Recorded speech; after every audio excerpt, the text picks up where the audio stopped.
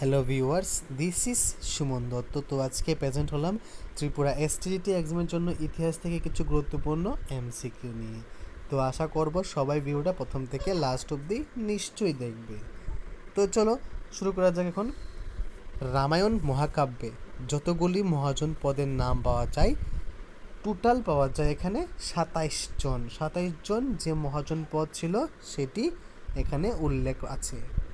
বুদ্ধদেব যে মগধ রাজার সমসাময়িক ছিলেন সেটা হলো বিম্বিসারের। শ্রেণিক উপাধি ধারণ কে করেছিলেন? বিম্বিসার। আর কুনিক কে করেছিলেন? উনারই ছেলে অজাতশত্রু। ঠিক আছে, শ্রেণিক উপাধি কে ধারণ করেন? বিম্বিসার। আর কুনিক হলো অজাতশত্রু। পাটলিপুত্র নগরী পত্তন হয় কার আমলে? উদয়ীর আমলে। বর্তমানে বিহারের গয়া ও পাটনা জেলায় অবস্থিত মহাজনপদটির নাম কি ছিল? নাম ছিল মগধ। তো আমরা এখানে বুঝতে পেরেছি যে এই যে মগধ কোথায় আছে? বিহারে আছে। কোথায় আছে? বিহারে আছে। মগধের প্রথম রাজধানী কোথায় ছিল? রাজগৃহে। কোথায় ছিল? রাজগৃহে।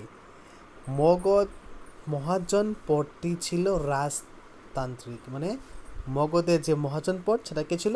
রাজতান্ত্রিক ছিল। পাটলিপুত্রের রাজধানী ছিল কোথায়? মগধের। ঠিক আছে, পাটলিপুত্র ছিল মগধের রাজধানী। প্রথম জীবনে অশোক ছিলেন শিবের উপাসক। কি ছিলেন অশোক? শিবের উপাসক। অশোক 273 খ্রিস্টপূর্বাব্দে সিংহাসনে বসেন। অশোকের পুত্রের নাম কি? মহেন্দ্র। কোন ঘটনা অশোকের জীবন গভীরভাবে পরিবর্তন আনে? এটা হলো কলিঙ্গ যুদ্ধ। কি যুদ্ধ? কলিঙ্গ যুদ্ধ। তো কলিঙ্গ যুদ্ধের পর অশোক কার কাছে বুদ্ধ ধর্মে দীক্ষা নেন? উপগুপ্তের কাছে। অশোক কোন বিষয়ে জীবনের মূল ব্রত হিসাবে গ্রহণ করেন? প্রজাকল্যাণ। অশোক ব্রহ্মদেশ ও সুবর্ণভূমিতে অশোক ব্রহ্মদেশে ও সুবর্ণভূমিতে ধর্ম প্রচারে পাঠান। ঠিক আছে, কি ধর্ম প্রচারে পাঠান? সোনাকে। এটা কিন্তু হবে না। তো একবার দেখে নিও এটা কি হবে। অশোক ব্রহ্মদেশে ও সুবর্ণভূমিতে ধর্ম প্রচারের জন্য কাকে পাঠান? তো এখানে একটা জিনিস মনে রাখবে যে অশোক ব্রহ্মদেশে কাউকে পাঠায়নি, বরং তার পুত্র মহেন্দ্র আর তার কন্যা সংঘমিত্রাকে শ্রীলঙ্কায় পাঠিয়েছিলেন। তো এই প্রশ্নটা কিন্তু হয়নি, ভুল হয়েছে। তো এই জিনিসটা মনে রাখবে যে অশোক ব্রহ্মদেশে এবং সুবর্ণভূমিতে কাউকে পাঠায়নি। তো কি করছে তিনি? তার যে মেয়ে আছে সংঘমিত্রা এবং আরেকটা ছেলে আছে মহেন্দ্র, ঠিক আছে, এই দুইজনকে কোথায় পাঠিয়েছিলেন? শ্রীলঙ্কায় পাঠিয়েছিলেন। কোথায় পাঠিয়েছিলেন? শ্রীলঙ্কায় পাঠিয়েছিলেন। ওকে, শ্রীলঙ্কায় পাঠিয়েছিলেন। ওকে, তো তারপর এখানে কি আছে? নেক্সট প্রশ্ন কি আছে? যে অশোক পৃথিবীতে অহিংসার আদর্শ প্রচার করেছিলেন। কোন মৌর্য সম্রাট কলিঙ্গ জয় করেন?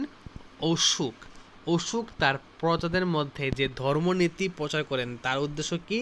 তার উদ্দেশ্য হলো প্রজাবর্গ নৈতিক ও আধ্যাত্মিক উন্নতি সাধন করতে পারে। নৈতিক এবং আধ্যাত্মিক উন্নতি সাধন করতে পারে।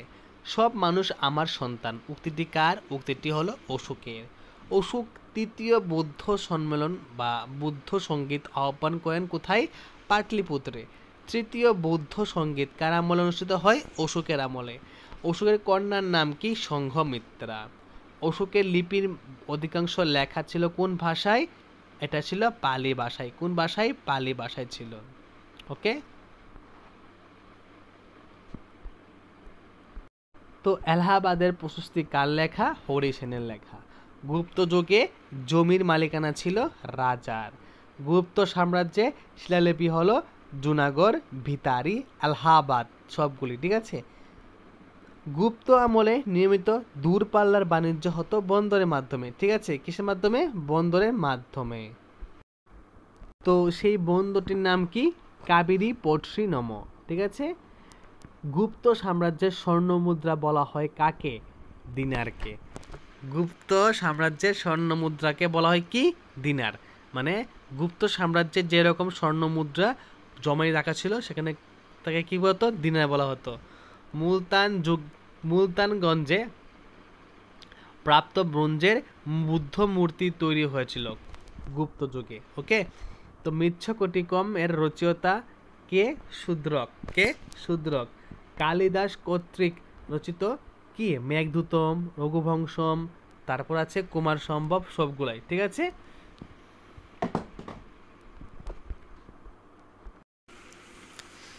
বৃহৎ সংহিতা গ্রন্থের রচয়িতাকে? বরাহমিহির। শেক্সপিয়ার বলা হয় কাকে? কালিদাসকে। লৌহস্তম্ভের শিলালিপিটি হলো কি? মেহেরুলি। কি? মেহেরুলি। লৌহস্তম্ভের শিলালিপির নাম কি? মেহেরুলি। ওকে, তো সমুদ্রগুপ্তকে কবিরাজ বলে আখ্যা দেওয়া হয়েছে এলাহাবাদের প্রশস্তিতে। গুপ্ত যুগের ধর্মীয় সাহিত্য বলতে বোঝায় পুরাণকে। গুপ্ত যুগে নিরপেক্ষ সাহিত্য বলতে বোঝায় নাটক। সংস্কৃত সাহিত্যের স্বর্ণযুগ বলা হয় গুপ্ত যুগকে। গুপ্ত যুগে ধর্মশাস্ত্রকারদের মধ্যে সবচেয়ে বিখ্যাত ছিলেন কে? কাত্যায়ন। কে ছিল? কাত্যায়ন। নারদ স্মৃতির ভাষ্যকার ছিল অসহায়। সংখ্যা দর্শনের প্রাচীনতম টিকা সংখ্যাকারিকের রচয়িতা হলো ঈশ্বর কৃষ্ণ। ঠিক আছে। পতঞ্জলির যুগসূত্রের ন্যূনতম বা প্রাচীনতম টিকাকার কে ছিলেন? এটা ছিল বেশ। ওকে, নালন্দা বৌদ্ধবিহারে তৈরি হয়েছিল খ্রিস্টীয় 5ম শতকে। ঠিক আছে, নালন্দা বিশ্ববিদ্যালয় তৈরি হয়েছিল। নালন্দা বিশ্ববিদ্যালয়ে যে দেশের ছাত্রদের শিক্ষাদানের জন্য বিশেষ তহবিল ব্যবস্থা করা হয়েছে সেগুলো কোথায়? সেগুলো হলো এখানে যেগুলা কি হয়েছে, যে দেশ থেকে আনা হয়েছে তার মধ্যে এই বিশেষ তহবিলের ব্যবস্থা করেছে সেটা হলো কি? চীনের জন্য। ওকে, ইউএন সাং নালন্দা মহাবিহারে শিক্ষা লাভ করেছেন খ্রিস্টীয় 7ম শতকে। ওকে, নালন্দা বিশ্ববিদ্যালয়ে খ্যাতি বজায় রাখাই ছিল কি? ত্রয়োদশ শতক পর্যন্ত। কোথায় ছিল? ত্রয়োদশ শতক পর্যন্ত। বিক্রমশিলা মহাবীর প্রতিষ্ঠা করেন ধর্মপাল। কি? ধর্মপাল। বিক্রমশিলা মহাবীরের প্রতিষ্ঠা হয় খ্রিস্টাব্দে 8ম শতকে।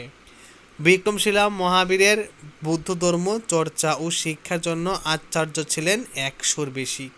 কি 100-র বেশি ছিল। ওকে, চুল বংশের উচ্ছেদ করা হয়েছিল মালিক কাফুর। মণিমণ্ডল যুদ্ধ হয় 642 খ্রিস্টাব্দে। পল্লব রাজার শেষ রাজা কে ছিলেন? অপরাজিত বর্মন। বিমানের পিরামিডের মতো উচ্চতা বিশিষ্ট স্থাপত্য হলো পল্লব সাহিত্য। পল্লব যুগের প্রথম পর্বের স্থাপত্য নিদর্শন হয়েছিল পাহাড় কেটে। অনন্ত সায়ন মন্দিরের উচ্চতা কত? 50 ফুট। অনন্ত সায়ন